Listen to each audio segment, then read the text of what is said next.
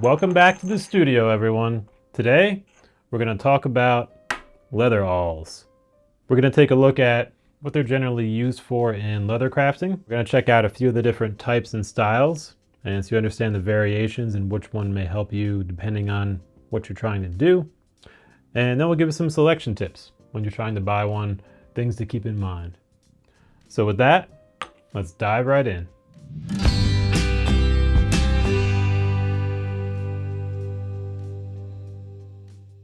So awls are tools with a sharp metal point that's often used for marking or piercing leather. They can be used to impress small marks in leather, such as where belt holes will go.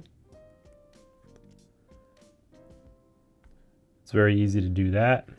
They could also be used to drag across, leaving marks. So say you want to use it as a scratch awl, you can essentially drag it across the leather. As you see, we're leaving marks when we do that. So depending on what you're trying to do, you could even use it in a way almost like a pencil would mark, but you can leave small lines. You can even make notations if you're trying to, write something or numbers that you're going to cut off in a final piece. You could do things like that. So it's essentially a pencil type device that you could use on leather, but primarily it's used for, leaving marked holes and things like that. You can measure them out and leave them there. And they could be perfect guides for, cutting, stamping, things like that. So some come with a fixed single point, just like this one. It's attached, won't come out. Others have interchangeable points, so you could switch out these blades and these tips. So you could have one very nice handle and then kind of switch out what's in there. And there are even some that are used for sewing, and they'll be used for stitching and things like that. So it's a relatively versatile tool. You're going to probably find you're using it more often than not when you craft. So let's take a look at a few of the most common types of leather awls. The first is an Awl Haft. And that's essentially a handle that could fit, any kind of blades like we just had talked about. And this allows you to have a single handle, multiple blades, instead of having a lot of tools taking up space on the bench. It's also relatively less expensive to get just a blade than it is an entirely new awl, and so it can be a more affordable way to get different awl types in a single handle. Next, we have the collar awl, and these are usually used by saddle makers. They've got a long, usually about 8 to 10 inch tang with sharp cutting edges on the end, and they're used to pierce leather, creating a slit, and this will allow you to push or pull thicker lacing through it. So whereas a smaller awl will have a relatively sharp pointed tip, this will allow you to use those larger lacing materials, which are typically bigger than thread. And so the longer design of these tools also allows for easier leverage, pushing through what are usually thicker leathers used in saddle making. The curved awl, it's really helpful for creating holes for stitching rounded or curved leather pieces together, as opposed to those that are more common and are flat. When we're joining two curved pieces together, it creates an opening that's more naturally going to reflect the curve of that final stitch.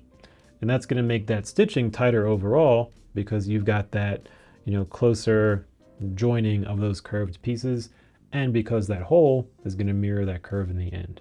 So that can be really helpful for those kind of items for a high quality, fit and finish. The diamond tipped awl is a great tool for making holes in leather without leaving a really large opening. They typically have, a sharp point with 4 corners coming out of it, and this allows it to cut into the leather while leaving what looks like a tiny X in that cut. And because of that X cut, no material is really removed, although when the thread passes through, that additional space for the thread and the needle will fit through that X pattern and then in the end form a very tight seam. And this is better than just having a hole punch, because if we punch a small hole, once that thread goes through, which is typically thinner than the needle, there's going to be room around it. And it's going to have a loose fit for that seam once it's complete. Diamond tipped awls come in various sizes, so depending on what you're trying to do, there's usually a perfect size out there for you. The lacing awl is used for pulling leather lacing through the holes. So the tip usually has a small hooked end or an eye, like a needle, and that can be pushed through the material with the lacing hooked onto it, or it can be pulled back through the material with that lacing attached to it. And this is repeated through each hole where the lacing is pulled through. So essentially where, with hand sewing, we have a small needle and thread. This is kind of like a little bit of a scale up where we're using this lacing awl to kind of push and pull that lacing through, very similar to how the needle and the thread work. And that brings us to our needle awl. It's essentially a pointed needle end that allows thread to be passed through leather.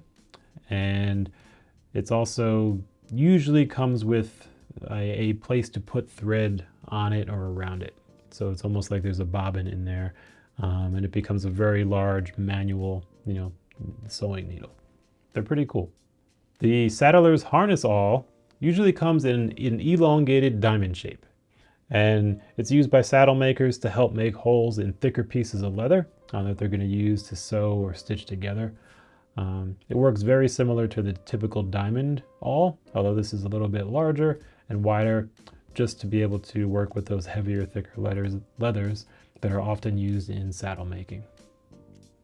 And these could be available as independent tools, or you can get them as awl blades that fit into a universal awl haft. And then one of my favorite is the scratch awl. And scratch awls are pretty universal tools. They have a sharp, round pointed tip and are used for piercing holes and marking.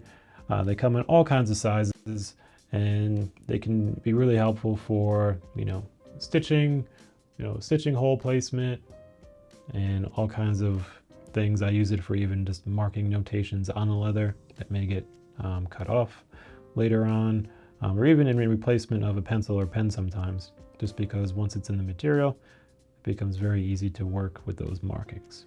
And additionally, they're very sensitive to hand pressure. So you can push harder for deeper marks, lighter for lighter marks. So it makes it a pretty universal tool that most crafters would find helpful. And there you have it.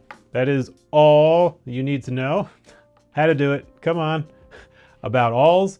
If you have questions, let us know. If you have any experience with a particular type that you like, do share. And until next time, keep crafting.